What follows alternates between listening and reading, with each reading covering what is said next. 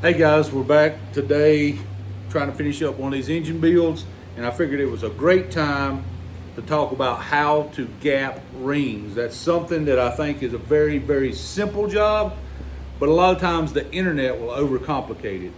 So I'm going to show you the proper way to gap your rings so that the next time you put an engine together, you know exactly what to look for, and whether you gap the rings or not is on you. I think it's something that needs to be at least checked on every engine, but some engines need it, some engines don't, as far as the gap changed. So let's get into that.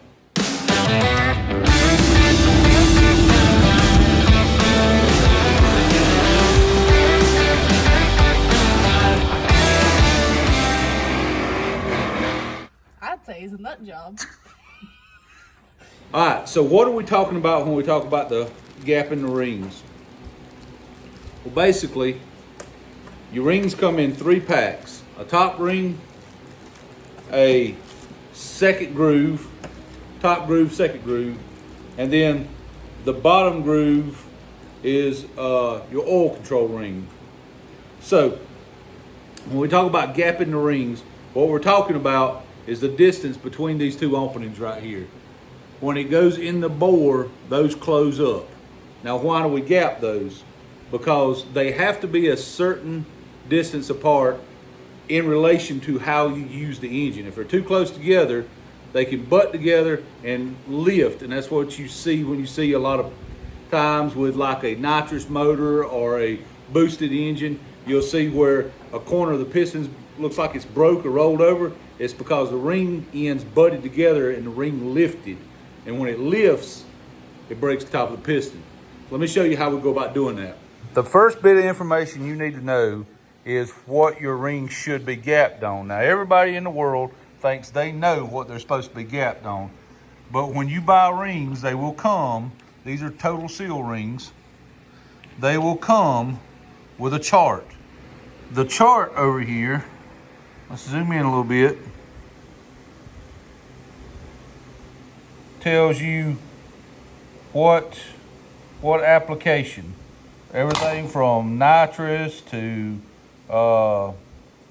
boost and how many PSI to street or circle track, and then what kind of fuel, and top ring, second ring, and oil ring. It tells you, all of them will say bore times a certain number.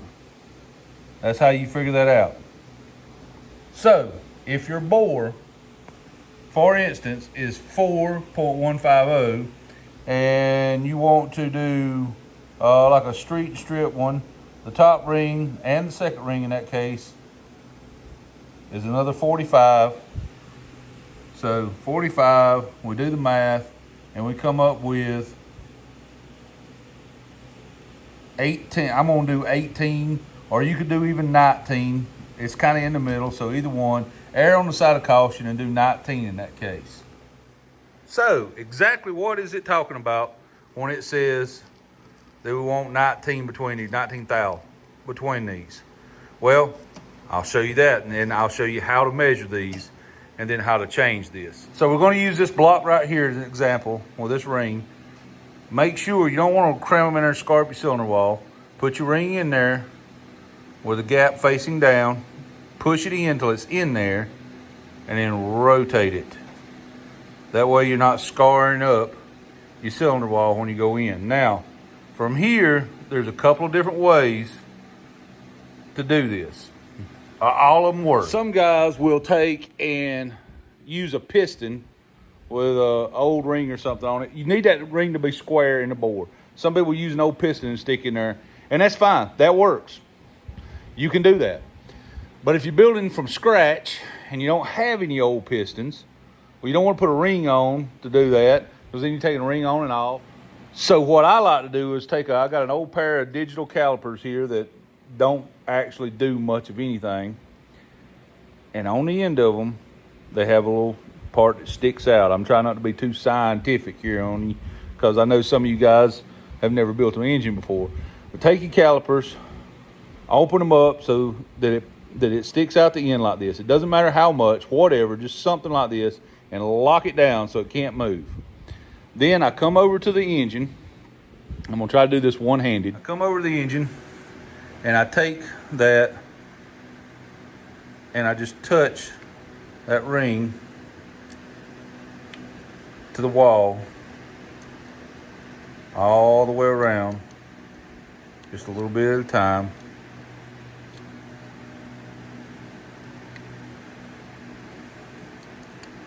The idea is for this ring to be perfectly square in here. Once you do that, you take your filler gauge, you get it on your setting on 19 thou. Trying to do this one-handed. And you put it in that gap right there. See how that doesn't want to go in that gap? It kind of wants to go in there, but it's just ever so tight. So in that case, we need to open this gap up just a little bit. We do it with a tool like this. Now, there's 100 different variations of this tool. There's really expensive ones that have a gauge on them and a little clamp on them, and it runs off a little motor, and you just push a button. There's some that run off a drill. This is probably the most low-tech, low-budget version of one you can get. But you have to be very, very careful. You can take off too much, and you can't put it back. You can always take more off, so take little bites at a time. It doesn't take the stone long. So it doesn't take the stone long. You want to set it on here. It'll rest on there. There's 2 stops up here. Line it up with your stops. Roll it around till it just starts to touch the stone. And I like to put my finger on there to keep everything square. Finger here, finger here. I usually sit around this way so I can see a little better, but I want y'all to be able to see what I'm doing. So rotate this. And these things have holes where they can be mounted. I don't do that because it's really not that big a deal. But up against these pins, I put a finger right there, and then you just turn it. And you don't want to apply any kind of real pressure to this. You just want it to kind of be up against it. And you give her a few little turns. You can see how shiny it is right there. It's already taken a little off. That's all it is. You put it in there and you just give it a couple turns. That's it. Now after you give these a couple turns, there's going to be some little burrs right on the edge. You don't want to try to cut this thing in half. You just want to take and knock the little burrs off right off the edges.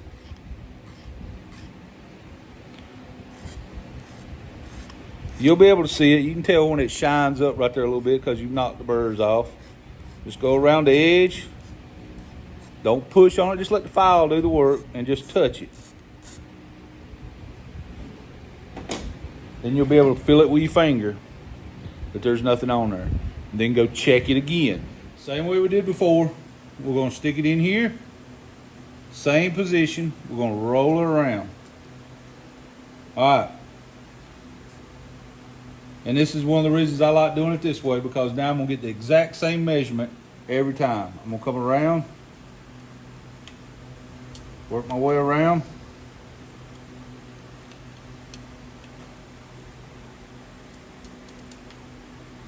I'm in the hole square and exactly where I was before. Now we're going to take our filler gauge, and it just slides in there. What you should feel, if you want, say 19, and this is 19, what you want is you want to feel it touch as it goes in and out, but you don't want to have to force it in and out, but you don't want to be in there flopping around in and out either. You want to just feel it touch as it goes in and out right there, to the point where you have to be straight for it to work.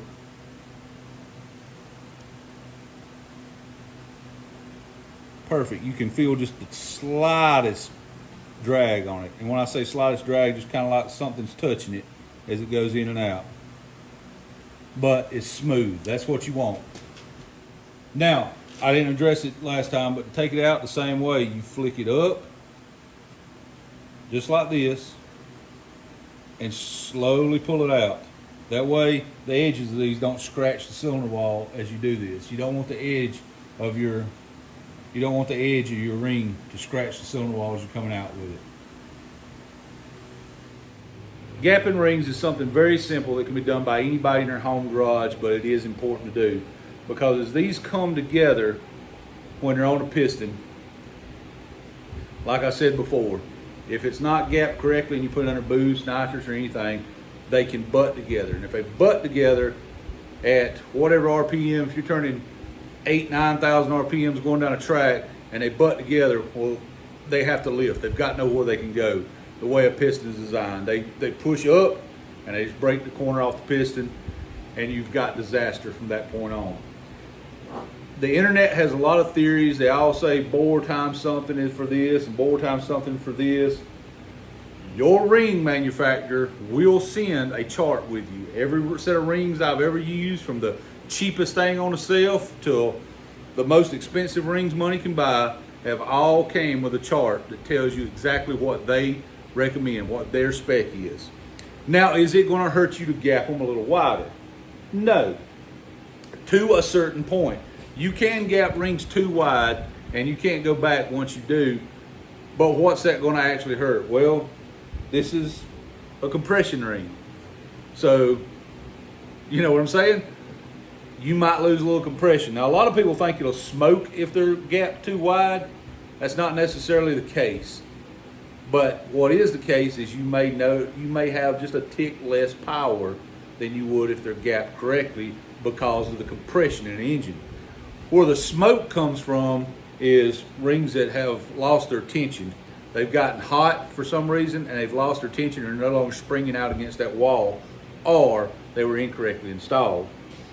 When it comes to installing your rings on your pistons, if you're not confident, once again, the ring manufacturer will send you a chart right there that will tell you exactly where to put the gap or the opening for each ring on that piston, 1 o'clock, 2 o'clock, 3 o'clock, where each gap should be.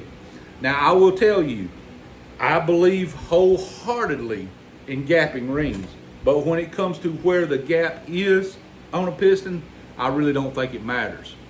I may catch some flack for that, but I really don't think it matters. As long as they're not all in a line, all the gaps in a line.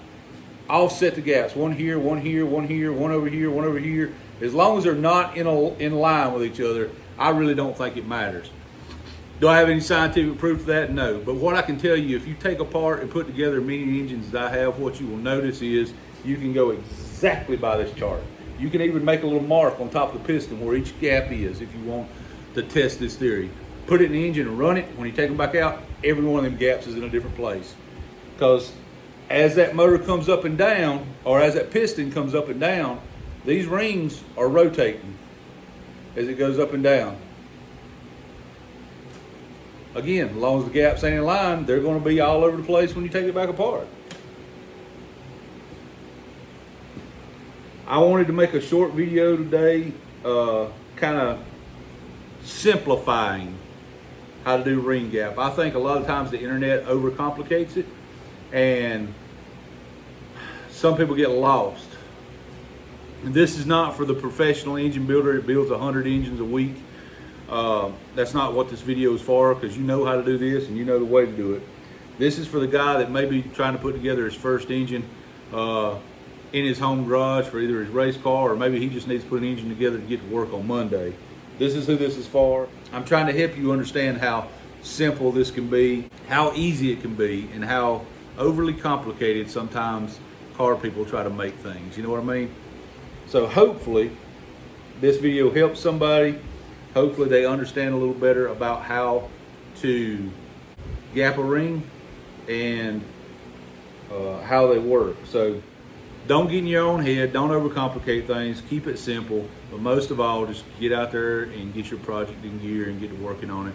We're going to get this engine finished. I've got another engine to go through. And then we got the Jeep CJ project coming back for finishing touches, hopefully. So y'all hang in there. Y'all stay tuned. More great content is coming. And we're headed to No Name Nationals. So y'all hang in there. God bless y'all. Hope the Lord bless you more today than he did yesterday. Him be the glory. And guys, as always, we'll see you on the next. Hang on. Don't forget to go online and check out our buddies at Greasy's Garage and get some of these hand and tool grip wipes. These things are freaking awesome. Really do a good job. And still use code Bobby10, BOBBY10, to get a discount on these items at Greasy's Garage website. I'll put a link in the description. God bless y'all.